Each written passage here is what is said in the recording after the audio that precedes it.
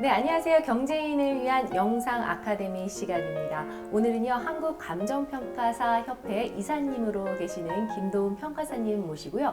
기업 경영 분야에 관련된 감정평가 분야에 대해서 이야기를 나눠보도록 하겠습니다. 네, 평가사님 안녕하세요. 예, 안녕하십니까. 네. 대륜감정의 김도훈 평가사라고 합니다.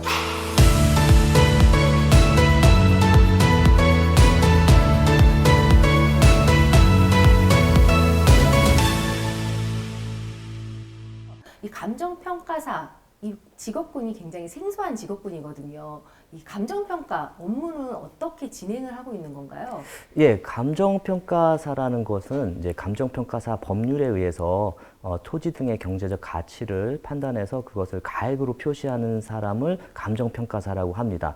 그래서 일반적으로 여러분들이 감정평가사를 접하실 수 있는 것들은 1년에 한 번 매년 표준지 공시지가가 나왔습니다 라고 하실 때 하는 것들이 감정평가사고요. 기업을 경영하시는 분들 입장에서는 내가 대출을 받을 때 은행 가서 담보대출을 받을 때 그 내 부동산에 대해서 가액을 평가하는 것이 이제 감정평가사들이 하는 거고요.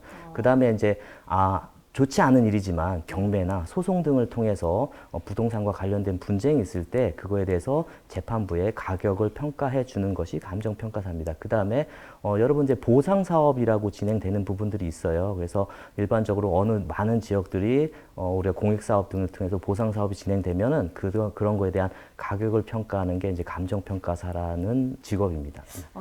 말하자면 그 자산을 평가해주는 직업군인가요? 예, 그래서 저희 법률적으로는 유형자산과 무형자산 두 가지 모두를 평가할 수 있는 게 법률적 권한이 있는데 감정평가사입니다. 그래서 다른 전문직과의 좀 차별성이 있다라고 하면은 변호사나 세무사들은 법률 대리, 세무 대리라는 용어를 쓰는데 감정평가사는 대리라는 업무가 아니라 직접 감정평가사가 수행을 해서 본인이 직접 그 해당 일에 대해서 책임을 지는 그런 업무를 하고 있습니다. 그렇다면 기업이 이제 운영을 할 때 있어서요, 이 감정평가를 꼭 받아야 되나요? 이런 관련성이 있는 건가요? 예, 제가 수업 시간에 저 대학에서 강의를 할 때마다 감정평가사의 직업을 얘기하다 보면은 학생들이 이런 얘기를 합니다. 감정평가사를 알면 부동산에 대해서 돈을 버나요? 이런 얘기가 아닐까? 그게 아니라 감정평가사를 알면은 사기를 당하지 않고 내 재산을 잘 지킬 수 있다라고 이렇게 설명을 하고 있습니다. 그래서 사기도 당하지 않고, 예, 돈도 벌 수 있고. 예. 예.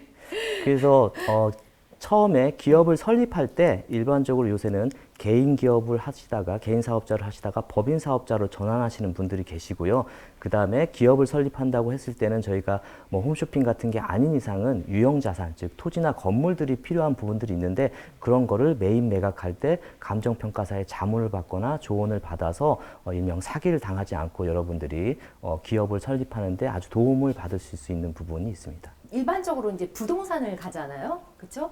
그런데 이제 기업에서 이렇게 감정평가사를 통해서 하면 좀 더 정확하게 할 수 있다는 말씀이신 거죠? 예, 감정평가사의 직업 특성을 조금 더 설명드리면은 감정평가사는 아까 말씀드린 대로 본인의 그 이름으로 책임을 지는 직업이기 때문에 국가에서 보여줄 수 있는 일반인들이 못 보는 정보들을 많이 미리 확인할 수 있고요. 그 다음에 감정평가사는 전국에 있는 평가사들이 모두 동일한 서버에서 그 데이터를 같이 교류를 하고 있습니다. 그래서 제가 천안에 있지만 제주도에 있는 부동산이든 서울에 있는 부동산이든 그 부동산에 대한 정확한 시세나 가격에 대해서 판단할 수 있는 역할을 할 수 있죠. 네, 그러면 우리 평가사님께서 설립에 있어서 부동산을 감정평가를 해주셨어요.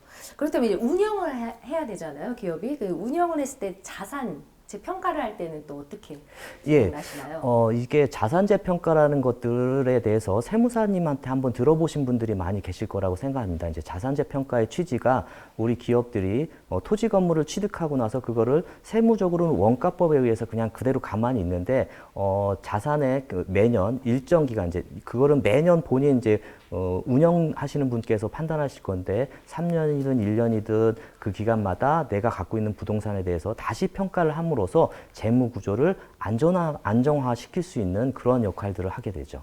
그리고 또 다른 게 있을까요? 예, 그 다음에 저희들이 그 감정평가사는 세무사와의 업무들이 매우 원활하게 진행을 하고 있습니다. 그래서 최근 들어서는 세무사에서 바로 신고한 거에 대한 그 국세청에서 조사 업무들이 진행되고 있는 부분들이 많이 있어요. 그래서 미리 감정평가를 받아서 세무 서류에 가치 첨부함으로 인해서 미래에 발생할 수 있는 위험에 대해서 대비할 수도 있고요. 그 다음에 이제 기업을 운영하시다 보면은 상속이나 증여에 대한 것들을 계속 고려하실 수가 있습니다. 그래서 이거는 단순히 뭐 자식 간의 증여뿐만 아니라 기업에 대해서 분사를 하거나 이전할 때도 감정평가를 통해서 그런 것들을 원활하게 진행하실 수 있는 부분들도 있습니다. 아, 그럼 일반적으로 이제 변호사를 통해서 하는 게 아니라 그 상속이나 증여 같은 경우도 평가사님을 통해서 이루어질 수 있다는 말씀이신 거죠? 예, 그래서 이제 이 전문직들이 요즘에는 다 따로따로 일을 하는 것이 아니라 협업을 통해서 일을 하고 있거든요. 저도 실질적으로 세무사, 변호사분들하고 같이 협업을 통해서 법률적으로 유리한 감정, 그 다음에 세무적으로 유리한 감정에 대해서 같이 가이드를 해드리고 있습니다. 그렇다면 우리 기업이 설립하고 운영하고 상속하고 증여를 했어요. 이게 꼭 부동산만 평가를 하는 건가요? 아닙니다. 법률에 의해서 평가사는 유형 및 무형 자산에 대해서 평가를 할 수가 있거든요. 그래서 권리금, 영업권, 특허권, 실용신안권, 상표권 이런 것들에 대해서도 감정평가를 진행하고요. 그 다음에 이제 이게 최종적으로 감정평가를 이제 인수하거나 이럴 때 진행하는 게 아니라 미리 컨설팅을 통해서 이제 기술 개발을 할 때도 그런 것들의 자료를 미리 보완하면서 이제 본인 자산을 좀 공고하게 만들 수 있는 역할들도 하게 됩니다. 지금까지 이야기를 평가사님이 해주신 걸 보면 이제 감정 평가를 통해서 우리 기업이 크게 사기를 당하지 않고 나의 자산을 단단하게 만들 수 있다고 하셨는데 우리 지금 듣고 계시는 우리 아카데미 시청자분들에게 이것만은 꼭 아셨으면 좋겠다라고 생각하는 거 있으시면 팁!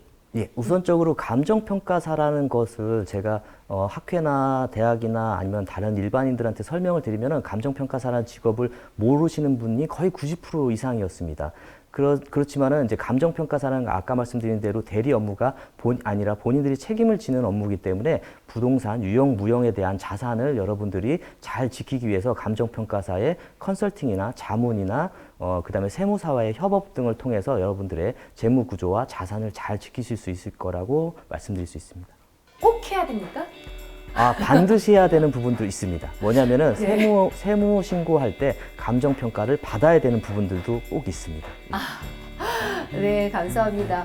짧게 우리가 오늘 감정평가 분야에 대해서 이야기를 나눠봤는데요. 여러분 꽉 찬 정보 가져가셨으면 좋겠습니다. 저희는 이만 물러가도록 하겠습니다. 안녕히 계십시오.